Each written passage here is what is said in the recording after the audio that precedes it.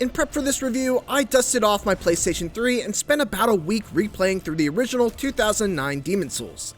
My main takeaway from that experience was, man, as fantastic as this game is, it feels old. And I don't just mean graphically. You can only roll in 4 directions, character controls feel loose, and just overall, there's a lot of jank.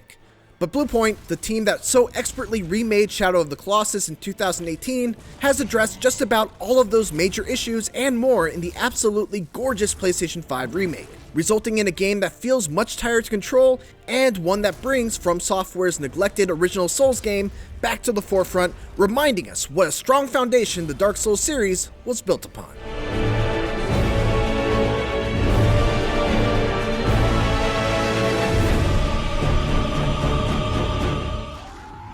Like the rest of the Souls series, the appeal of Demon's Souls is that it's an action RPG that prides itself on difficult, cerebral, and methodical combat, as well as extraordinarily deep character build customization. In combat, every action poses a risk, whether it's committing to an attack and leaving yourself vulnerable in the startup and recovery of it, or committing to defense and sacrificing a portion of your stamina in order to avoid taking damage. Rather than relying mostly on reflexes, Demon's Souls relies more on making smart decisions both in and out of combat, and making the right decisions in order to overcome its many tough challenges feels incredibly rewarding in ways few other games can match. Demon's Souls may be the game that kicked off the Souls subgenre of action RPGs, but it's the ways in which it's different from the Dark Souls games that really make it stand out. Instead of having one contiguous open world, Demon's Souls is split into 5 isolated ones that each offer their own unique challenges. Each level is difficult, but in very different ways, and never for reasons as simple or as boring as the enemies simply just being stronger. In World 1, you gotta deal with this asshole that keeps roasting all the bridges that you need to cross. In World 2, you gotta fight these dudes that are resistant to most types of weapons. In World 3, you have to navigate a labyrinth patrolled by mind flayers that can kill you in 1 or 2 hits. In World 4... everything. Everything is terrible in World 4. And in World 5, you have to fight a ton of these little weak guys that like to spam their attack buttons and, the whole poison lake thing. What's clever about this is that Demon's Souls structure makes every playthrough feel different because you're able to approach each world in new ways.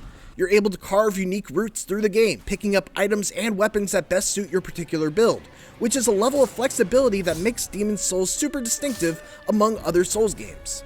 Demon's Souls also features some of the most memorable bosses of any of From Software's games, and certainly some of the most mechanically interesting ones. Many feel like experiments to really push the limit of what a boss could be.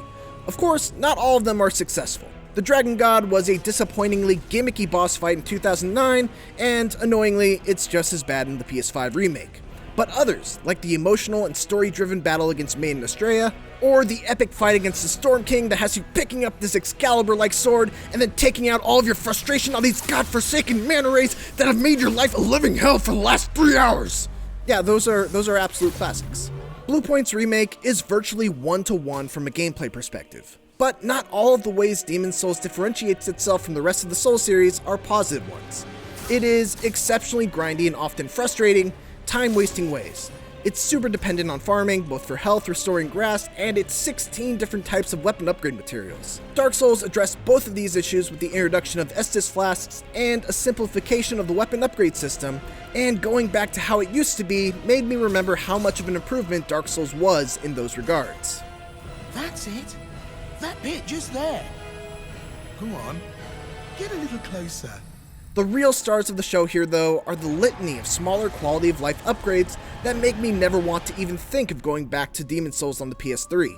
There's so many to touch upon, but the long list includes a tool belt, the ability to use archstones like a bonfire and reset the enemies without having to go back to the Nexus, being able to see the durability of your weapon in the HUD, being able to see what the next item you have equipped is, and all of this is on top of a much cleaner and more intuitive menu UI that sacrifices some of the original's unique visual style in favor of simplicity and readability. Also, you can send items to your storage box without having to return to the Nexus, which is an absolute godsend. Seriously, I almost cried tears of joy the first time I saw this screen. There is still an annoyingly common tendency to use a shove attack when I don't mean to, and I wish the developers had done something to better explain world tendency to newcomers, But those nitpicks notwithstanding, Bluepoint did an excellent job of updating Demon's Souls to modern standards without changing the core of its gameplay. On top of that, you've got 5-second load times, which is huge in a game where you're expected to die and farm as much as Demon's Souls. The DualSense controller is much bigger than a DualShock 3, which makes it a bit less comfortable to do the infamous claw grip that is almost required in a game like Demon's Souls, but my hands adjusted over the course of the 9 hours it took me to beat it. Please note though, I've beaten this game at least 5 times. If it's your first time through,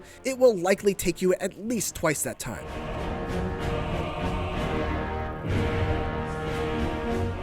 As one of the first games available exclusively on the PlayStation 5, it's no surprise that Demon's Souls is breathtaking to look at. There is a staggering level of attention to detail here.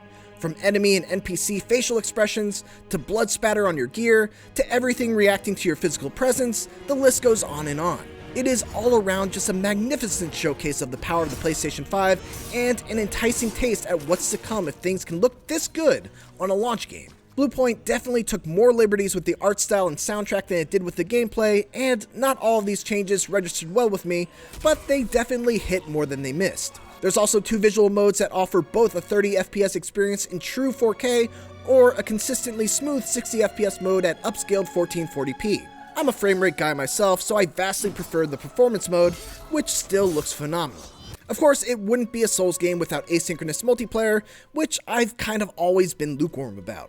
All of my attempts at doing co-op and PvP were met with a ton of waiting and very little payoff, eventually sapping my will to wait for multiplayer in general, unless I was coordinating with a friend.